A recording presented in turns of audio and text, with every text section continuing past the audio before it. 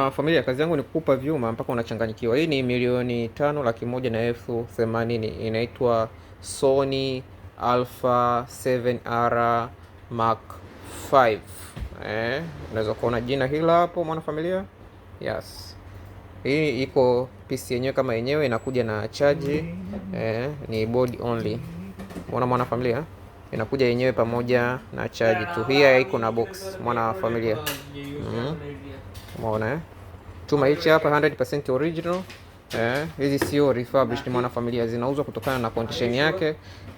Umeona mwanafamilia, ni kamera ambayo nzuri, imenyooka sana mwanafamilia, na bei nadhani wewe mwenyewe unaijua bei ya hii mashine. Bei ni nzuri kuliko maelezo. 100% original, sio refurbished kamera na haina changamoto yoyote ile. Tumeshawauzia watu wengi sana, wanafamilia wengi sana kamera bongo, na wanazifurahia sana.